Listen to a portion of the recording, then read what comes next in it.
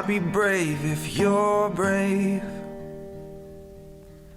I'll be brave, but only if you're brave. And it could be just you and me. We'll be family. Just wait and see. So I will fight if you'll fight. Yeah, I will fight, but only if you'll fight. Oh, we can make it through this like sailors in a tempest. Like sailors in a tempest together. And it could be just you and me. We'll be family. Just wait and see. Good evening, everyone. Welcome to tonight's Lung Cancer Living Room. We're coming to you from San Carlos, California, and from Hollywood, Florida, with Dr. Raez, who we will introduce in a minute. Tonight's Lung Cancer Living Room is about treatment adaptations at all stages and managing lung cancer therapy while dealing with the challenges of COVID-19. As you guys know, we've been trying to bring to you guys information about what's kind of going on during this crazy time of COVID and how it may or may not be impacting your treatment and care. And Dr. Raez is here to talk to us tonight about just that. For those of you who do not know Dr. Raez, he's been on our living room before, so he is a veteran at this. He is the president of the Florida Society of Clinical Oncology, otherwise known as FLASCO, and the chief scientific officer and medical director at Memorial Cancer Institute, Memorial Healthcare System in Hollywood, Florida. So welcome, Dr. Raez. There's a lot of concern in the lung cancer community about how treatments and research may or may not be adapting. And I want to talk a little bit about each stage of treatment and how things have adapted and where telehealth may or may not be playing a role. I thought we could start with the early stage patient, the surgical patient. Are you guys still performing surgeries at Memorial? How do you determine that? And how is adjuvant therapy maybe being adapted? I think in general, we have to differentiate that a lot of cancer practices in America are private practices. If you are a private practitioner in a cancer center away from the hospitals, I guess your main focus is only cancer. Of course, the COVID pandemic will affect you, but it's much different than a lot of us. For example, we are the public healthcare system in Broward County, Florida, the second largest county in Florida, and we do cancer care. We are one of the largest cancer centers in Florida. We see more than 5,000 new cancer patients every year, including around 400 new lung cancer patients. But we also have to fight the COVID because it's our responsibility. We are the first line of defense for this county and the surrounding counties. And so that's why we're affecting a different way, because when the COVID pandemic came, our main concern was that if we have enough resources to fight COVID, and if we are going to be able to provide the same level of cancer care, because what gave us a lot of stress was the fact that we see in Italy or in other countries how the healthcare system was totally overrun to the point that probably cancer became a second-tier problem because COVID patients die in a week or two. So you have to start to choose which patient you're going to take care of. Fortunately for us in America, we have a lot of resources, and we have been able to, even in New York, even if we're fighting the COVID with our best resources, I'm talking about not only economic resources, also human resources, we have been able to continue delivering the best cancer care available in the world. And that's what our situation is here. Here in Broward County in Florida, we're next to Miami-Dade County, we have diagnosed around 6,000 COVID patients already. And our healthcare system that is takes care of more than 2,000 of them. And but we have been able to, even during the worst time in the pandemic, to continue delivering cancer care. Of course, it has affected somehow other operations. For example, answering your questions in the type of surgery, there was a point when the surge of patients came. We ended having in one day 180 patients admitted for COVID, more than half of them in ventilation. We thought that it was going to get worse, so we decided to stop all surgeries. So probably for 3 or 4 weeks, we didn't have any surgery, any elective surgery, and that affected all the lung cancer surgeries. And at that time, we implement some measures to protect patients and try to decrease the potential surge of cases of COVID. To the point, for example, you're talking about adjuvant therapy, therapy after surgery. As you know, patients have a time of 6 to 8 weeks after surgery to have adjuvant therapy. So we always use that time during the pandemic. No, if the patient comes to you as a new patient, even 1 week after surgery, 2 weeks, there is no need to start adjuvant therapy, meaning chemotherapy. The following week, even if the patient feels fine, because of the pandemic, we can wait 3-4 weeks until the situation gets better, and hopefully we can pass the surge of COVID patients. So that was the way that we were affected. We had to decrease elective surgeries.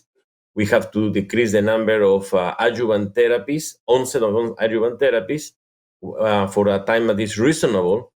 But for example, we never stopped giving chemotherapy, immunotherapy, or all of these things. Patients that were in adjuvant trials, it was difficult to enroll new patients because we are also doing research with the COVID. We are enrolling people in plasma trials, remdesivir, all of these new medications for COVID. So our research people were really busy trying to dedicate the COVID trials and also most of the sponsors for clinical trials told us that do not enroll new patients because that can affect the outcomes if these patients enroll in new clinical trials get affected by the COVID. Thank you for that. And I think one of the, you said something, and I think it's a pain point for a lot of patients who were maybe diagnosed with lung cancer, lined up for surgery, and then that surgery had to be delayed.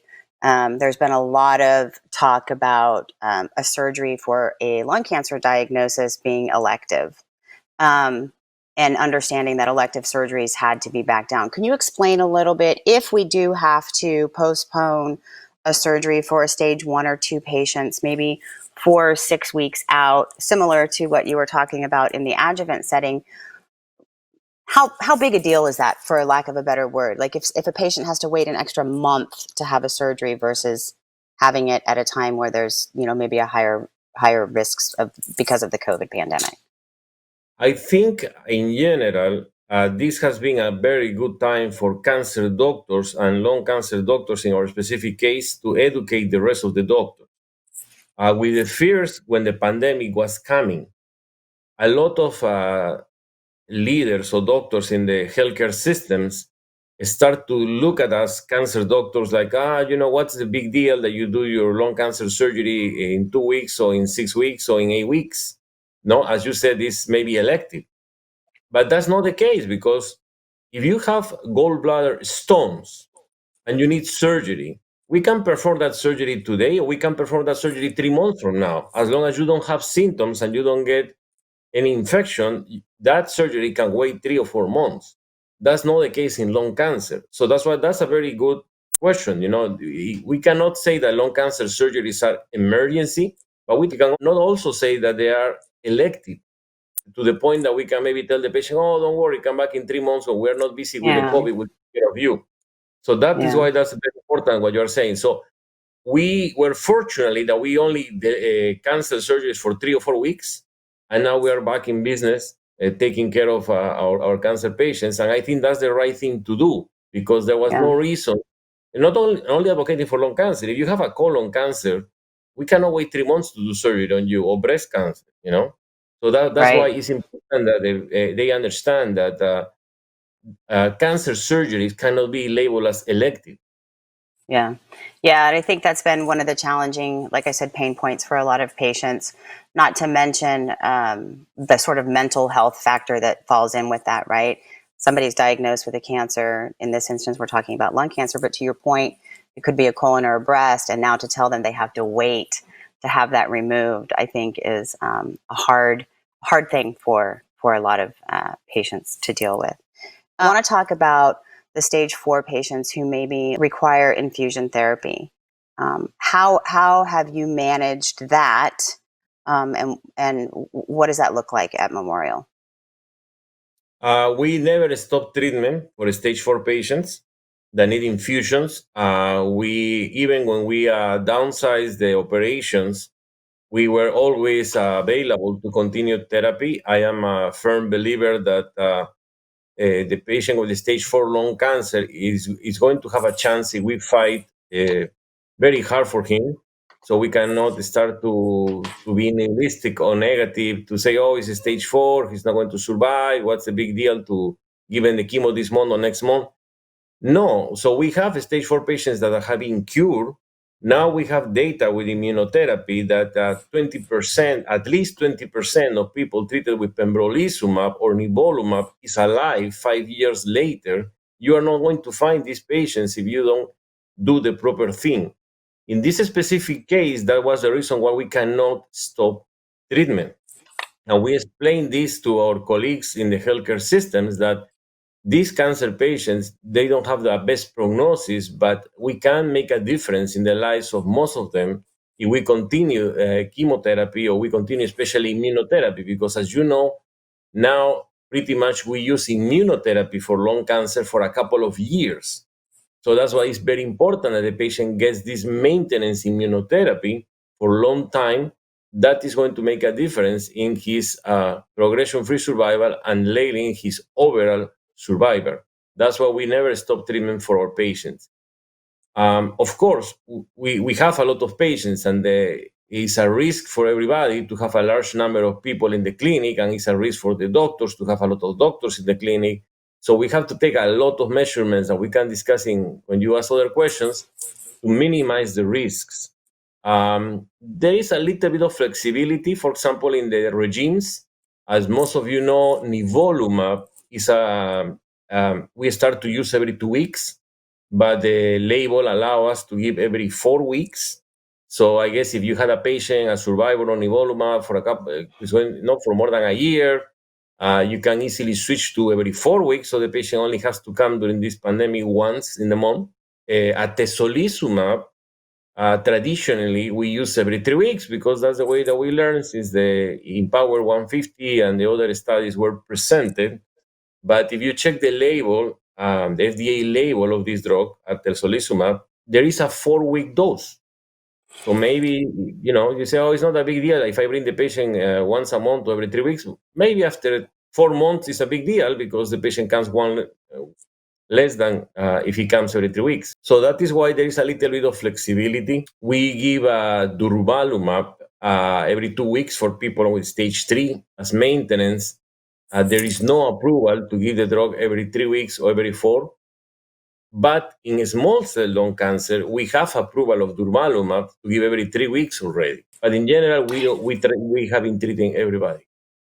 Yeah, I think that's fantastic to hear that you've been treating all of your stage 4 patients who require infusion. And I think it's important for the patients watching live tonight, or those to come back and watch this post live, to understand that some of these dosing regimens have changed, and it's timely in that it's been fairly recent. So it's important that you have those conversations with your physician about whether or not that might be appropriate for you based on what you're on. I know that, Dr. Raez, you and I had a conversation about, CMS approving this in-home infusion, earlier along in the COVID pandemic sort of beginnings, I guess, and part of our conversation, which was sort of for me this aha moment, because I'm like, well, why can't everybody just get in-home infusions? But there's a resource issue when it comes to that. Can you talk about why maybe one patient in, I don't know, out here in California may be able to get infusions at home, but why maybe somebody in Broward County can't? Patients that have chemotherapy regimes that can be given by pumps, like our colon cancer colleagues use these 5U chemotherapy pumps for colon cancer, they should be in home regimes. You know, you put the pump in the clinic, the patient goes home, and then he gets his chemo at home. For lung cancer, we don't have any regime that we use pumps. If we want to give infusions at home, the logistic problem is for the cancer centers that are big. For example, our healthcare system delivers around 800 treatments a week in our infusion centers. We have 4 infusion centers, and we deliver 800 treatments a week. If we would like to provide service to these 800 patients at home, can you imagine the number of nurses and chemotherapy nurses that we need to go to the house of these patients, to the houses, and to provide the service? So that's why it's impossible for us because of the size. Maybe if you are in a small community with you have small practice that you have to infuse only 6-7 patients a day, maybe the practitioners can go and visit 6-7 homes a day. But that's not feasible for most of our cancer centers to do the infusions at home unless we get more resources. I think that's a really important point because, nowadays there's a lot of patients on online communities and on social media sort of sharing their stories and their experiences and not really understanding why something might be different in one place versus another, whether it's because one of the things we talked about at a recent living room was, if you're a lung cancer patient in Manhattan, it's very, very different because the incidence of COVID was so high than it might be in a place, and hospital X city Y in another part of the country, right? So there's really a situational sort of aspect to that. So thank you for sharing that because I think it's important that patients understand it has to be this way. There are definitely multiple things that factor into why some of these things are accessible or why some of these decisions are being made. So next I want to jump to the targeted therapy patient who we know doesn't need to come in for treatments. They're on a pill, but quite often they would come in on a monthly basis for blood draws to ensure, things such as liver function and that they're doing well on the therapy. How are you managing that patient right now? During the COVID peak, that we did a lot of telemedicine. Our healthcare system is very fortunately that we were implementing telemedicine for 3 years now in our healthcare system. To be very honest, 3 years sounds a lot of time because now in the COVID era, everything happens every day or in 2 days or in 3 days. Yeah. For the last 3 years, we were enrolling our patients in our EMR so the patients can check their labs, they can check the CAT scans, they can check the medical records. We put apps in their cell phones, so if they don't like to go to the desktop at home, they can check in the cell phone everything. They can send us emails from the cell phone or from the desktop at home. But to be honest, none of the doctors or the patients were very enthusiastic to do telemedicine. So we had the system, but we didn't really use it. But we were very lucky that now that the comic exploded, we were ready. So what we did is we put all the patients on telemedicine, the ones that are eligible, and they are not in infusions. So from one day to the other, we were able to put telemedicine for everybody. And that was great because for the patients on target therapy, that they need to come once a month to check the labs or maybe do CAT scans every 2 or 3 months, that was a good option because most of the patients on target therapy, meaning pills, oral agents, they are stable and the toxicities are not very bad compared with chemotherapy. So some patients did the telemedicine and they didn't want to do the labs because they were afraid to come to the clinic. Another group of patients, they did the telemedicine but they requested us to send them to a local lab. One of these LabCorp, Quest, these labs that are all over the America in the neighborhoods. And a third group of patients said, fine, I'll go to the clinic for 5 minutes, I get my blood, and I get out of there. And I do the visit by telemedicine. So that's why for 1 month or for 6 weeks, we were doing this. We were doing telemedicine, interviewing everybody, and doing blood in as many patients as we can. To be honest, for example, for all the patients that are listening, if you are in EGFR therapy for 2 or 3 years and you never had a problem with your labs, we don't expect now, after all of this time, that you're going to develop anemia, leukopenia, or any complication. Most of the complications for EGFR inhibitors are at the beginning, when the patient gets a rash, diarrhea, dry mouth, and maybe labs are a little bit more important for ALK inhibitors, NTRK inhibitors, because sometimes we see leukopenia, neutropenia. That's why sometimes maybe for them it's a little bit more important to have labs than maybe the other patients. But anyway, we did the best that we can, and thanks to the telemedicine, we were able to check and follow these patients. Now that we are reopening in Florida, a lot of patients prefer to come back. We still give the option of telemedicine, but a lot of patients now feel more comfortable to coming back to the clinic, get the labs, and see us the same day. I think that face-to-face kind of connection is something that patients really enjoy. But having the option of telemedicine, I think, is important for a lot of reasons. For the patients right now who may not be comfortable coming into the hospital setting to see you, or maybe you've got patients who come from very far distances, right, to see you for those appointments. For them to be able to stay at home in maybe some of the more rural areas and still have that connection with you. Yeah, I think telemedicine has teach us a lot, because now that we are opening back, we have the debate that, okay, forget about telemedicine. Now we want to see the patient's life. As you said, it's more interesting. We have a personal connection with the patient. So I don't think the debate is either or. I think now that we have learned telemedicine, we can do the advantages of telemedicine. For example, most of us never give second opinions to this at a distance. I have been giving second opinions all my life in person. I have always resisted to do a second opinion for somebody living, for example, in New York, that sends me the records and says, what's your opinion about this? Because I want to hear what the patient said, how the patient feels, and the patient impression. But I learned now that thanks to the telemedicine, for example, we can add to the personal encounter some extra visits to do second opinions, so that the patient that lives in a rural area doesn't have to be maybe flying to Sloan Kettering or MD Anderson for second opinion. I hope that they are more open now and they do as telemedicine second opinions, because that will increase the number of patients that can benefit from second opinions. I personally start to do second opinions. So now I talk to patients in Tampa, that is 5 hours away. I talk to patients in Brazil. I talk to patients in Peru. And I think now the patients are benefiting our expertise without the need to come. And that increases the number of patients, because economic reasons were very important before for patients to fly. So usually people that goes to the best centers in the world are people that are more wealthy.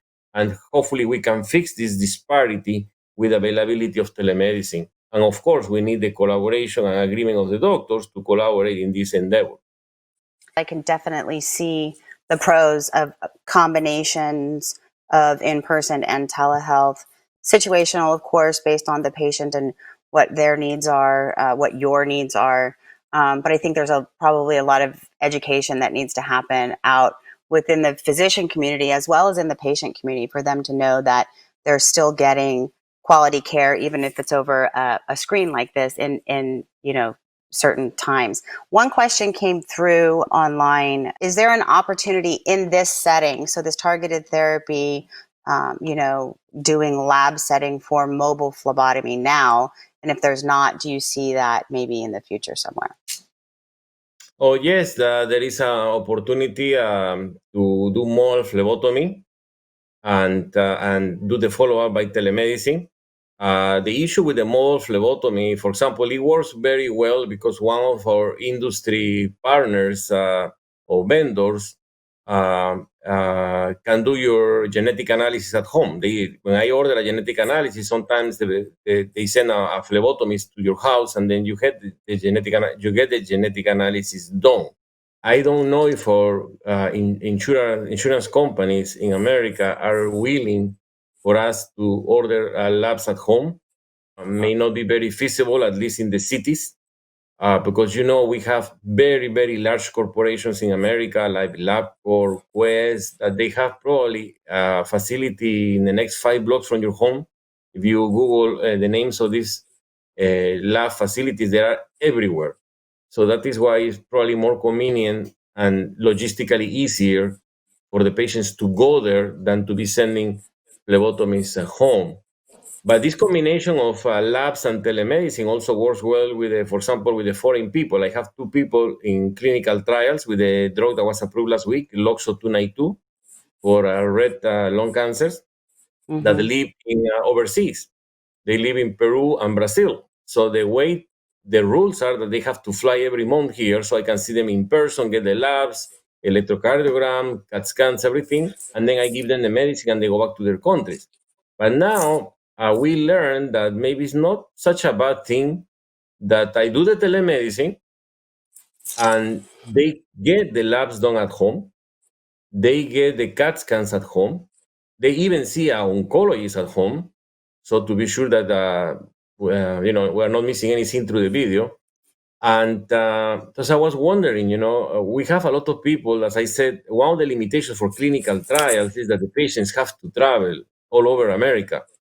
We have to finish that because otherwise we are always going to be enrolling 10% of everybody in clinical trials. Because I was wondering, if I know the clinical trials are very strict.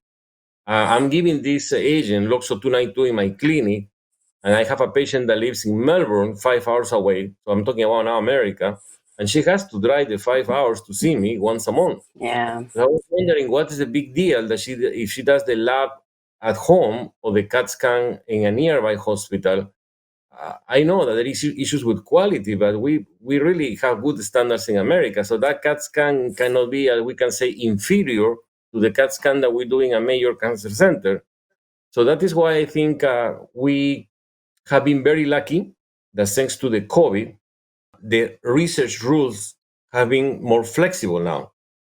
So all of these problems that we have with research and the IRBs and the FDA and everybody is helping us. But all of this is only for now. It's only for the COVID. As soon as the pandemic is over or gets better, I'm afraid that we are going to get again the restrictions that say that the only way that the patient can get a pill is flying to the center where the pill is given in person. So that is why I think, as a patient advocate, this is a good opportunity to say that thanks to the pandemic, we learned that maybe we can provide better medicine for more people. So this is a way to improve access for the patients and to clinical trials and medications. But the government cannot be strict and put rules that are too stringent. Otherwise, we are not going to move forward with it. People are tending to focus on some of the negative things, but I think we're kind of, as we're coming through this and having to live through it longer, coming to these realizations about what some of the positive things are coming out of it. So I want to talk about a little bit about the patient who maybe needs radiation therapy. What does that look like? When right now, for example, is it you must come in and have it? Is it brain metastases? Is it for pain management? And when are we looking at maybe it can wait and we can try some other things? I think radiation therapy is very interesting because we have some sort of dogma before, no? In lung cancer. If the patient has a brain metastasis, he needs to get radiation. He must get radiation. And there was no discussion because the chemotherapy agents that we have been using for 30 years do not go to the brain. But that dogma is gone because with the availability now of targeted therapy like osimertinib, alectinib, and all of these new agents for all of these genetic aberrations in lung cancer, a lot of these agents go to the brain. So now, maybe we should not be jumping to radiation, especially for brain metastasis, because the patients may have a chance, we should give them the chance to be treated with the oral agent first if the brain metastases are stable. And I think that is a change in the standard of care that has been happening in the last 2 or 3 years. So if the patient has a small brain metastasis, these metastases are not giving any inflammation, any brain edema, any symptom to the patient, and the patient is going to start osimertinib, the patient is going to start alectinib, any of these new agents, entrectinib for NTRK fusions, let's give the patient a chance. Let's give him 4 to 6 weeks, see if the brain metastases respond. And if the brain metastases respond, then maybe we can wait and use radiation in the future when the patient has a recurrence, and then we need to use the radiation. So that's why we're in the process of changing that standard use of radiation for brain metastasis. And now with the COVID, I think they give us a little bit more room to push for that and say, if the patient has brain edema and he has symptoms and he's having a seizure coming to the ER, nobody argues that the patient needs radiation anyway, COVID or no COVID, because we need to save the patient's life. So that is why if the radiation is urgent, COVID or no COVID, the patient has to get radiation. But if the radiation is not urgent, then we are asking the radiation oncologists, and most of the radiation oncologists collaborate very well with us to the point that I have radiation oncology colleagues that they receive the patient with brain mets first, and then they send the patient to me and said, treat him first and send him back if you fail. So that is why that's amazing, because it's nothing wrong to give the patient radiation therapy. Stereotactic radiation therapy, this what we call, the patients call pinpoint radiation therapy, that is given in 3 or 4 days, is non-toxic. It's non-toxic at all. We're doing this for more than 7, 8, 9 years. But now the lung cancer patients don't live 2 years. Lung cancer patients live 7, 8, 9, 10 years. Even if you do stereotactic brain radiation only several times, 5, 6, 7 years later, there are side effects for the patient. And we are seeing this in our survivors. That is why we always try to do the right thing. And now is probably try to give a little bit more emphasis of target therapy. In the other case, when the patients are stage 3 and they need radiation with chemotherapy, that is a very important radiation that needs to happen right away. We have plenty of proof that if we don't give the chemo and radiation together, the benefit is not the same, the survival is inferior. So we cannot delay the radiation therapy for a patient in the stage 3 that wants to start chemotherapy and radiation therapy. That's a very important moment, for example, that cannot be waited. I have a couple of questions coming in from online. Some of what we are going to get to in the next 15 minutes or so. But one is going back to the targeted therapy section. I think what I heard you saying, and I want you to confirm, is that, if you've got a patient, for example, who has been on their targeted therapy, their EGFR, TKI, whatever that may be, for 4 years, and they haven't shown any toxicities, those are the patients you can have a telehealth conversation with to determine whether or not you could maybe hold off on doing their blood work. Is that kind of the gist of what you were getting at? Yeah. Yes, but as I said, a lot of these restrictions or limitations we did only during the peak of the COVID, that 4 to 6 week period. Now, for example, I think most of the centers in America, even New York, we're trying to go back to business as normal. What I'm trying to emphasize in this conversation is cancer care is very important. I guess everybody knows that. Second, that we are in the best country in the world for resources. So there is no reason for us to be giving priority to the COVID care and not to cancer care. To the contrary, COVID or no COVID, we have to provide our standard of care. And because of the limitations of the pandemic, let's make a list of what are the exceptions that we are going to do. Totally different to other people that said, okay, let's going to take care of COVID and let's see what we can do for some cancer patients. That doesn't have any sense here in this country. And we already proved it. After 3 months on this, we were able all over the country to provide, I guess, the best cancer care with a little bit of limitations. And we are very close to all of us go back to normal. So everything that we're talking today is a nice, something anecdotally nice, but I think it's important that we emphasize that I agree that this is not the same in every country. I have seen a lot of countries that are suffering tremendously, including my own country. You know, I have an accent, I'm Peruvian, because there are not enough resources. But we are very lucky that because we have resources, we still have to practice the standard of care. We cannot decrease the standard of care because our survival of our patients will go down. You talked about a lot of centers like yours are going back into sort of this business as usual place where patients can come in for this type of thing. What about the patient who's not quite feeling like they've got enough information to determine whether or not they're ready? So a question came in earlier, and I think this is one of the things on the minds of a lot of patients. So can you talk a little bit about the risk just to humans in general of contracting disease versus the risk of severe complications? Because I think they're two different things. Yes, for the survivors, we were talking about stage 4, you know, and you that we defend the patients all the time. So if you are a survivor with lung cancer and you are only coming every 3 months for CAT scan, every 6 months or once a year, I really agree. You don't have to come now. You don't even have to come next week when we open. No. You can take 3-month vacation and come back in July, you know, after things are much better. And there is no risk, maybe, or minimum risk to have COVID. I totally agree with that. With the survivors, we're very flexible. With the survivors, we do only telemedicine.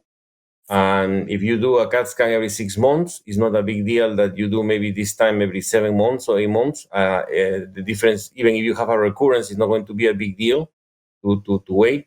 So it's different for the survivors. We have to avoid exposure to them. Patients that are metastatic, that are most of the lung cancer patients, either with target therapy, immunotherapy, or chemotherapy, these are the ones that we're talking because there are a large number of patients, and they are the ones that need therapy. That's why for the rest of the patients, we need to protect them. If you are in remission, we don't want you to catch COVID. That give you a much shorter lifespan than if you even get a recurrence and we fight your lung cancer again. Patients now on treatment, apart from the COVID risks, have complications, as you said. So obviously, chemotherapy is the one that gives more complications. So if the patient is on chemotherapy and already neutropenic, he probably is much more susceptible to catch any infection, including COVID. Patients on target therapy, like Tagrisso or Simertinib, very few instances develop neutropenia. And if they do, very unlikely develop neutropenic fever or infections or pneumonia. That is why we had to put the eye in the patients on chemo that fortunately are less and less in number. Most of the patients are in immunotherapy now or target therapy, and be careful with them. These are the ones that we careful. As I said, we even test our patients. We don't test everybody yet. We don't have enough testing to test everybody. We test everybody that goes to the hospital, for example, everybody that is admitted to the hospital, everybody that goes for a biopsy for lung cancer, everybody goes for surgery for lung cancer, any drainage for pleural effusion for lung cancer gets tested. We still don't have enough testing for our patients, but also the testing only protects you for that day. So testing said that you are free of COVID that day. Doesn't mean that you cannot catch COVID next day. That's why the solution is the antibody that will say that you already survived the COVID and hopefully you are immune. And we are very, very close to develop the antibody. We already have commercial antibodies that are not 100% successful yet. There are other ones that are coming that are FDA approved that may be much better. So hopefully in the next months, we will have a way to test all the patients. All of us are safe.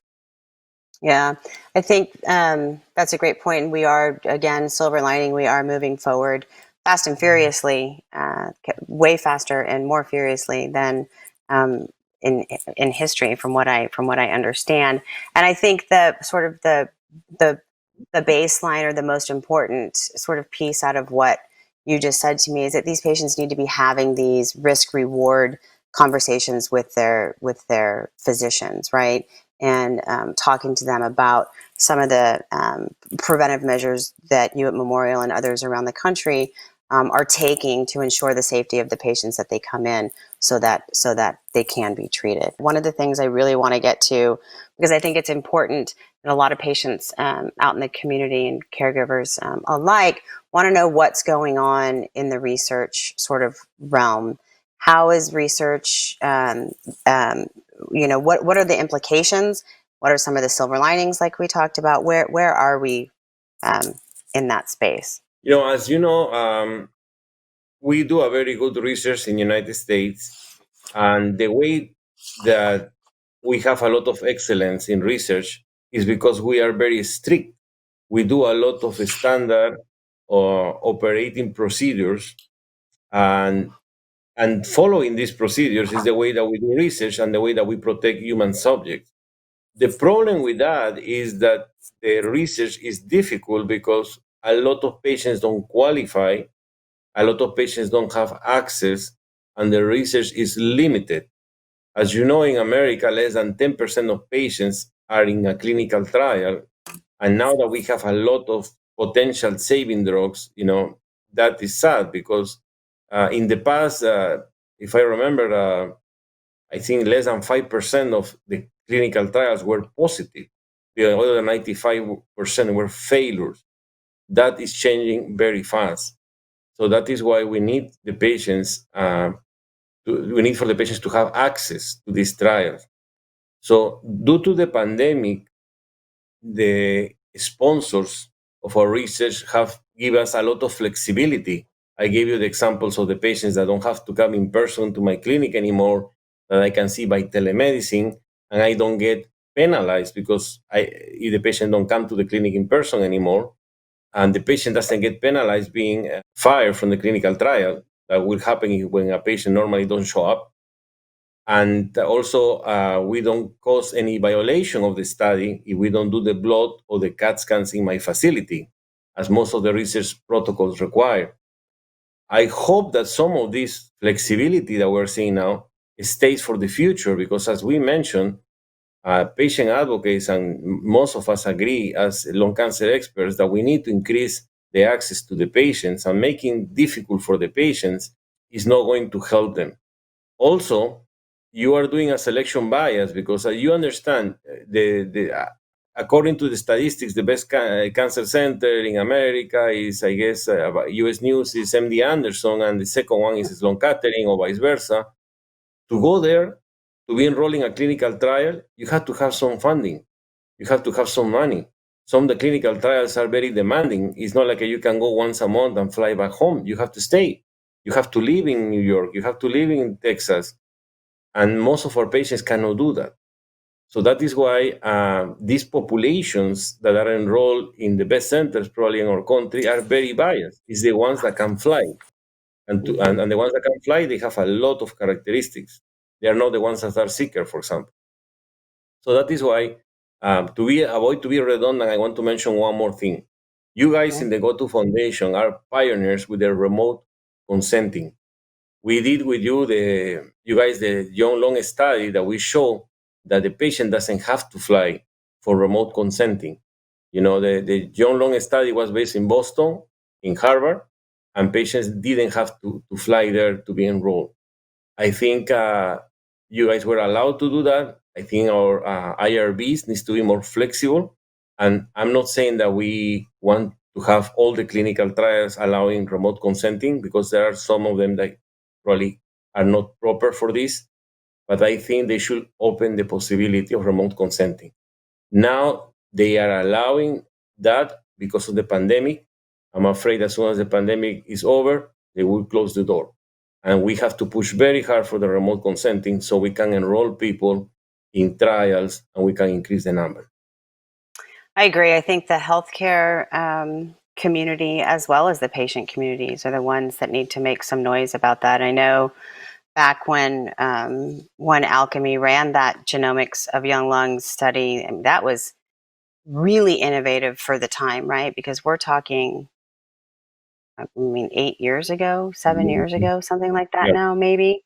And I think there are so many other things, to your point, like that out there that will that are available and can come to light to make it easier for patients to participate. One of the things in the research realm for the patients out there who may not know, we've had multiple approvals even during this time of COVID. So we now, I think you mentioned RET, we've got MET, we've got IO combination approvals. All these really exciting things are happening. ASCO's coming up. So we're hoping to get more, good news coming out of there. So we're still in a forward moving momentum in a lot of these places where things are happening, but us, like you, want them to happen faster. So thank you for your conversation around clinical trials. I want to ask you if you have any final thoughts or comments before we close out the meeting. No, thank you. I want to say that the approach to lung cancer was very nihilistic. Historically, they think that it's used to be a cancer only caused by tobacco, and we know that it's not true. And we a lot of people don't fight lung cancer, and if it's not because of the tobacco, it's because the prognosis is so bad that it's not worth to fight. And I want to remind all of you, for example, that thanks to all of this target therapy revolution, immunotherapy revolution, our patients may live many years. To give you an example, for example, the Denver, the University of Colorado, just published in Journal of Thoracic Oncology the survival of the 100 patients that they treated with ALK fusions, patients treated with this gene. The median survival is 82 months, 7 years, 7 years, and half of the patients are still alive with lung cancer. I'm saying this because, even now, when my patients go to ICU, the first thing that the doctors ask the patient is, "Oh, where's your living will? Where's your living will?" All of us, we have to have a living will. I have my own living will. I'm still healthy. But I think they look at my lung cancer patients, "Oh, it's a stage 4 lung cancer, it's a senior citizen. Why we're going to fight? Why we're going to put him in a ventilator?" But I say, sometimes it's worth it. I have patients that are 97-year-old on immunotherapy driving their own car. So that is why we are changing the face of lung cancer. We are making lung cancer a chronic disease, but we need really a lot of help. So we can even educate our own doctors, our own colleagues, to believe that lung cancer is a fight that is worth to fight, because we are making tremendous developments in lung cancer. We have 4 approvals in the last month only for lung cancer. That is amazing. And I think our patients are going to live much longer now with very good quality of life. But it's necessary that the education, and thanks to people like you guys, the education is coming right away. So everybody understands how we're causing this revolution, and this, in that way, all the patients can benefit for this knowledge and for the attitude for the doctors that are like really to fight hard for them.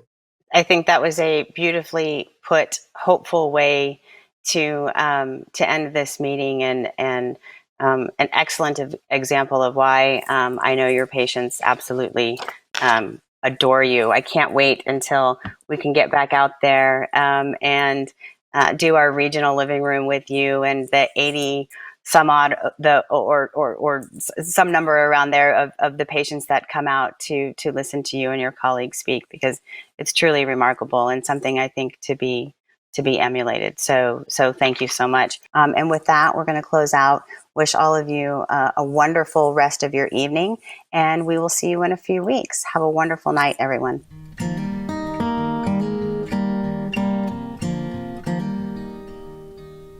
Oh, I'll be brave if you're brave. I'll be brave, but only if you're brave. And it could be just you and me.